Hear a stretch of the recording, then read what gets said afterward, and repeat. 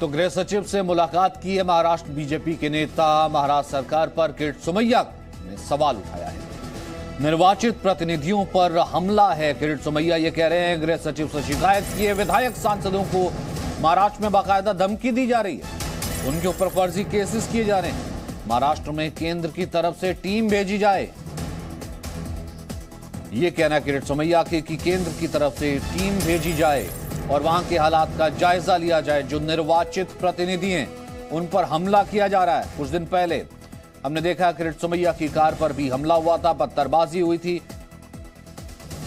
जिसको लेकर के उन्होंने कहा था कि ये मुझे मारने की एक साजिश है। शिवसेना के नेता संजय राउत आज ये कह रहे हैं कि महाराष्ट्र में भी, ये तो महाराष्ट्र का विषय है लॉ एंड ऑर्डर का, तो महाराष्ट्र के गृह मंत्री को ज्ञापन देते, लेकिन गृह सचिव से मुलाकात की है और केंद्र को कहा है कि वो अपना डेलीगेशन भेजे पूरे हालात का जायजा लेने के लिए। जिस प्रकार से महाराष्ट्र में लॉ एंड ऑर्डर सिचुएशन, जो कॉन्स्टिट्यूशनल जिम्मेदारी राज्य सरकार की है, सामान्य नागरिक, चुने हुए प्रतिनिधि, इसके ऊपर जिस प्रकार से हमले होते हैं, अत्याचार हो रहे हैं, धमकियां दी जा रही है, जिंदा दफनाने की भाषा मुख्यमंत्री जी, उनके प्रवक्ता कर रहे हैं।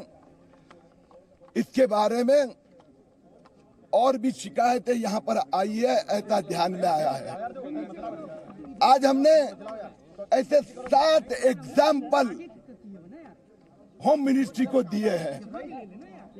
सिर्फ विषय किरीट सोमैया का नहीं है, विषय नेवी ऑफिसर से लेकर एक झुग्गी झोपड़ी में रहने वाले व्यक्ति का मुंडन किया जाता है। परिस्थिति चर्चा चिंताजनक है। गृह सचिव जी ने हमें आश्वस्त किया है कि इस विषय का हम गंभीरता से स्टडी कर रहे हैं। आवश्यकता पड़ी तो यहाँ की टीम भी वहाँ जाएगी। क्या हो गया महाराष्ट्र में? किसी को यहाँ थोड़ा खून आ गया है, तो राष्ट्रपति शासन लगाने के लिए बताइए। अगर आपकी कोई समस्या है तो आप महाराष्ट्र के मुख्यमंत्री से मिलिए, महाराष्ट्र के गृह मंत्री से मिलिए, आप उनको अपना निवेदन दीजिए। लेकिन आप दिल्ली में जा रहे हो, ये क्या चल रहा है? उत्तर प्रदेश में 3 महीने में 17 बलात्कार हुए, हत्याएं हुई, आपको मालूम है? तो क्या राष्ट्रपति शासन लगाएंगे वहां? तो राज्य का लॉ एंड ऑर्डर का विषय है, राज्य देख लेंगे। योगी जी सक्षम है, मैं मानता हूं, योगी जी काम कर रहे हैं। महाराष्ट्र में उद्धव ठाकरे के नेतृत्व में काम हो रहा है। तो यहां से भागेंगे 4-5 लोग पकड़कर, दिल्ली में उठेंगे, महाराष्ट्र को बदनाम करेंगे। ये तमाशा बना रखा है लोगों ने। तो पहले तो ये स्थिति पश्चिम बंगाल में ही देखने को मिलती थी, लेकिन अब महाराष्ट्र की लड़ाई दिल्ली तक आई। जिस तरीके से किरीट सोमैया एक डेलीगेशन के साथ, प्रतिनिधिमंडल के साथ पहुंचे हैं, क्योंकि एक तरफ राणा दंपत्ति है जिन पर राजद्रोह का, सेडिशन का केस, उसको लेकर भी अब बीजेपी नवनीत राणा का समर्थन कर रही है। वहीं रवि राणा ये कह रहे हैं, यानी कि उनके पति की उद्धव ने फंसाया है। 16 की कोर्ट में पेशी शिव सैनिकों को जो गिरफ्तार किया गया है। किरीट सोमैया कह रहे हैं कि उन पर जो हमला किया गया वो भी शिव सैनिकों ने हमला किया, उन पर पत्थरबाजी की गई। शिव सैनिकों पर कोई केस और कोई लॉ एंड ऑर्डर वहां पर चलता नहीं है, और वहां के जो पुलिस अधिकारी हैं वो सरकार के कहने पर काम कर रहे हैं। इसलिए गृह सचिव से उन्होंने मुलाकात की है। उद्धव ठाकरे लगातार ये कह रहे हैं कि शिव सैनिक तो झुकेगा नहीं।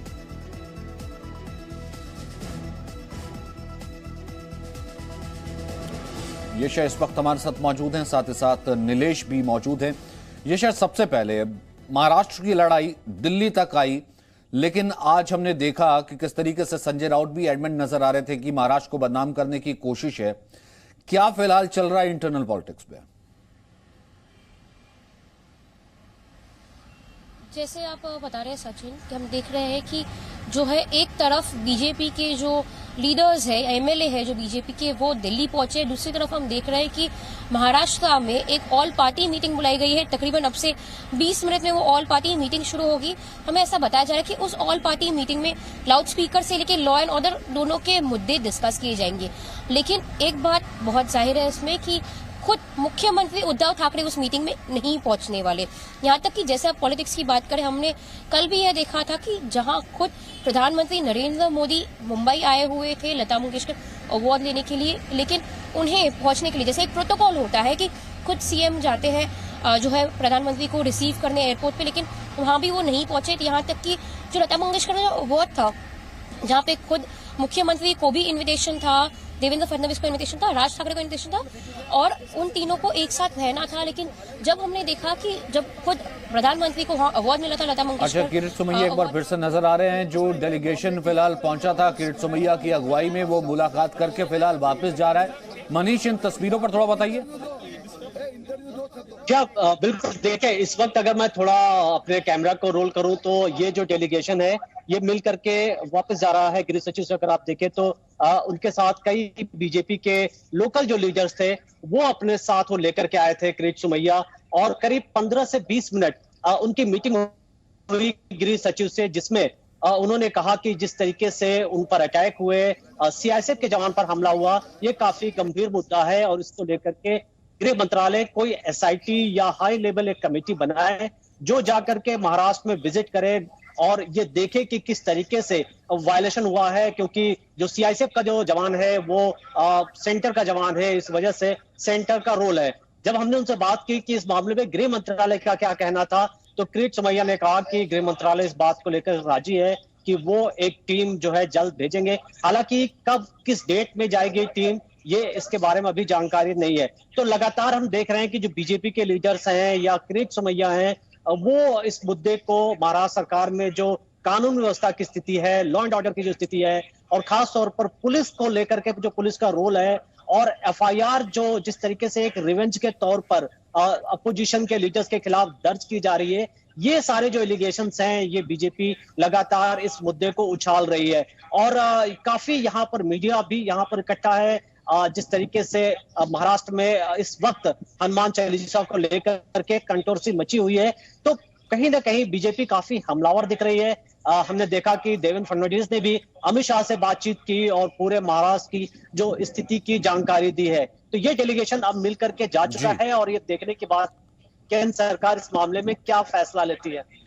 जाहिर सी बात है क्या फैसला लेती है। और दूसरा, कहीं ना कहीं जैसा कि किरीट सोमैया कह रहे थे, ये बताने की कोशिश है कि लॉ एंड ऑर्डर महाराष्ट्र का बिल्कुल ठीक नहीं है।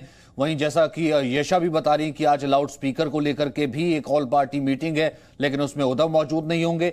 नीलेश, आपके पास क्या इंफॉर्मेशन है, क्योंकि फिलहाल क्या किसी तरीके की कोशिश की जाएगी कि महाराष्ट्र में ये जो सेंटर वर्सेस स्टेट है, या फिर एक कंसेंसस बनाने की कोशिश की जाए स्मूथ फंक्शनिंग या वर्किंग के लिए, या फिर ऐसे ही चलता रहेगा?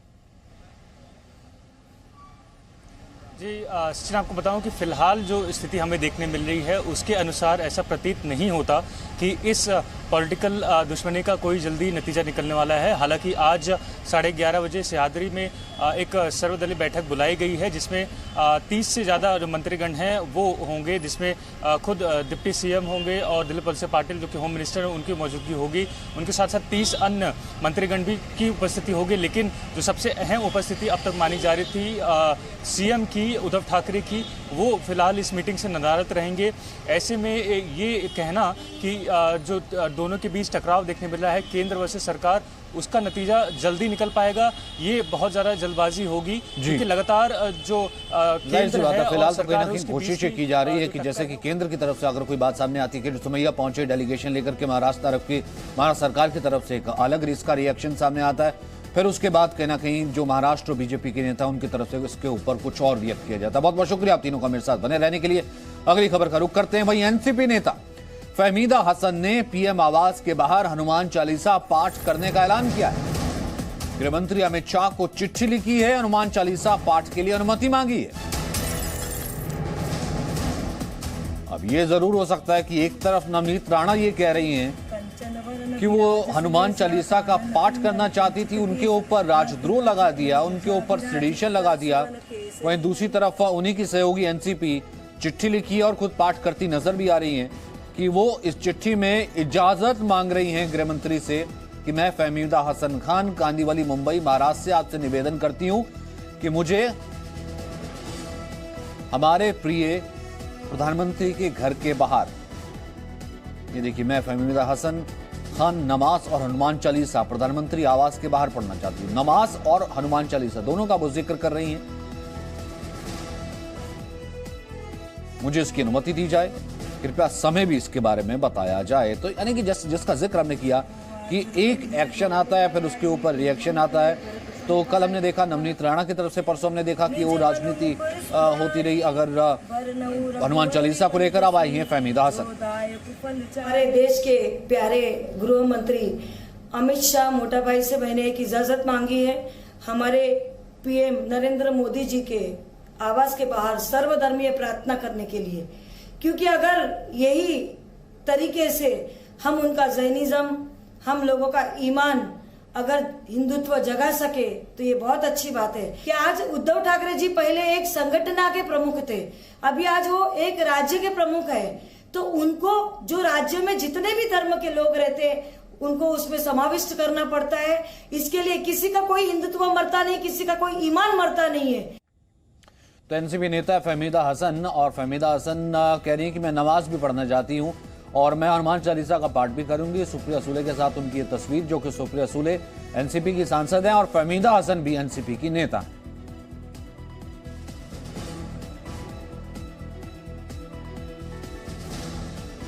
तो जय हनुमान पर घमासान जो है वो थमने का नाम नहीं ले रहा। नवनीत राणा हनुमान चालीसा का पाठ करती हैं, देशद्रोह लग जाता है। उनकी सहयोगी एनसीपी अब वो हनुमान चालीसा पढ़ने के लिए इजाजत मांगती हैं, साथ में कह देती हैं मैं तो नमाज भी पढ़ूंगी। हनुमान चालीसा तो वो पढ़ भी रही हैं। तो लगातार अब देखना यह है हनुमान चालीसा को ही लेकर के और आवाज को ही लेकर के, क्योंकि आवाज को लेकर के, लाउड स्पीकर को लेकर के पूरा विवाद शुरू हुआ था। आज एक ऑल पार्टी मीटिंग भी बुलाई गई है महाराष्ट्र में, लेकिन कहा जा रहा है इसमें राज ठाकरे शामिल नहीं हो सकते।